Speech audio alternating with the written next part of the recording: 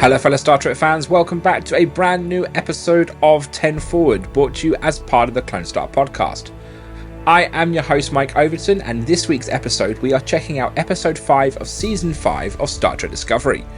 The episode is entitled Mirrors. Let's fly.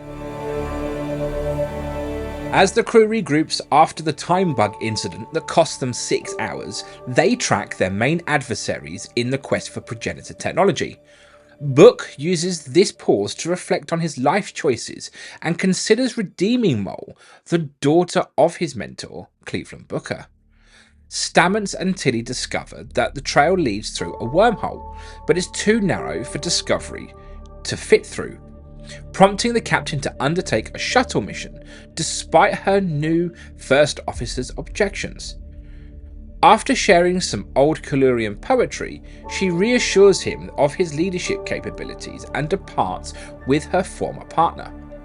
Rekindling the old dynamic, Book and Michael navigate through the wormhole, flying deaf and blind through exotic matter, losing communications with Discovery, and manoeuvring through thick debris. Their apt piloting and Starfleet engineering see them through, but they find Mole and Locke in dire straits. Their ship is, it's dissected. Let's try that again. Okay. Their adept piloting and Starfleet engineering sees them through, but they find Mole and Locke in dire straits as their ship is destroyed. A nearby intact ship offers a glimmer of hope. The ship is from the Mirror Universe, the ISS Enterprise, indicating a shift towards Terran adventures. Upon docking, Book and Michael traverse the chaotic ship to the bridge, indulging in some light-hearted banter. They discover that the warp drive is offline and that the escape routes are blocked. All the escape pods have been ejected, which is kind of uncharacteristic for those ruthless Terrans. They follow the life signs to sickbay but start in the transporter room, which resembles a kind of refugee camp. Documents reveal that the crew revolted after the Terran High Chancellor Mirror Spock was assassinated for initiating reforms. Led by a Kelpian rebel, they fled to the Prime Universe. As Book elaborates, Michael places part of her badge in a locket she finds, key for later developments. In sickbay, they encounter multiple illusions of Mole and Locke, finally confronting the real ones by disabling the holo emitters. Mole dismisses Book's attempts to connect via her father, and tensions escalate as the antagonists find they've seized the upper hand. However, Michael clearly uses the locket as a bluff. Through negotiations falter over the need for the progenitor's technology to eliminate a Breen bounty on Locke. Flashbacks reveal Mole's dealings with the Breen, turning the tables during a confrontation, hinting at a deeper connection with Locke, who reveals his hidden aspects of his identity. Their budding relationship faces threats from family disapproval and looming dangers, leading to Locke choosing Mole over duty, marking them as fugitives. Back aboard the ISS Enterprise, a confrontation quickly turns into a firefight, with Michael and Book narrowly avoiding a worsening situation.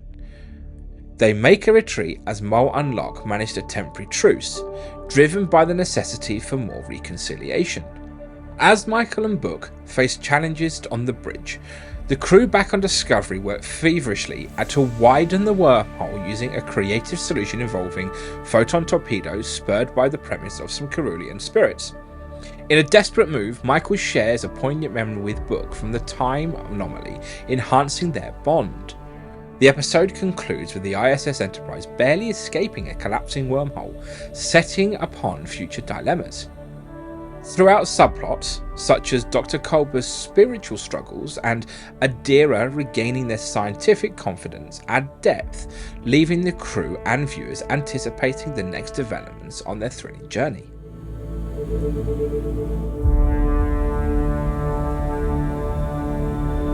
Things I liked in this episode: I liked to see Michael and Book together again. Those two make a really good pair. It's also interesting how Mole and Locke's relationship is kind of mirroring Michael and Book's a little bit, which I also kind of like. They can kind of, I don't know, relate to each other. I thought the introduction of the Breen subplot in this episode was really good. As a DS9 fan, anything more to do with the Breen, as we very rarely see them, we briefly see them. So, yeah, all good parts, I think.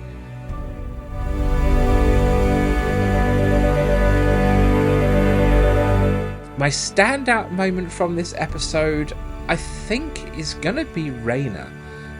You can really see this week how he has grown and progressed from the first half of this season. The first half of this season, he's very blunt, to the point, where this week he's kind of opening up a little bit. You can see he's gelling more with the crew. I did find it interesting that he refused to sit in the captain's chair, and he does make that comment that the captain's chair is only for the captain. So yeah, I'm really intrigued to see what his character development is going to be like through this season, or through the rest of the season, I should say, because I'm kind of gutted that we're not going to see him after the end. But yeah, I think he's a great character. He's really complex, and I don't know, I'm really beginning to like him.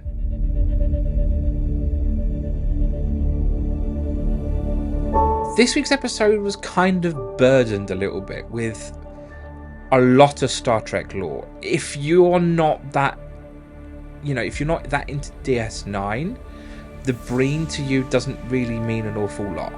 I know people that don't like DS9 and haven't watched DS9, so I feel that if they're going to watch this week's episode, it's going to be, I don't know, a bit confusing for them, and it's going to require a couple of rewatches, I think. I just feel that they try to squeeze so much into the flashbacks that it's almost, they could have almost done an entire episode on it, but instead they crammed it into 15 minutes worth of flashbacks. And I just think that there was so much missed that, people will have to watch this 2, 3, 4 times to catch everything. I think that's a shame. I think that kind of lets the episode down a bit, the fact that, they've just crammed the kitchen sink in. But yeah, that's the only negative part I've got to this episode, I think.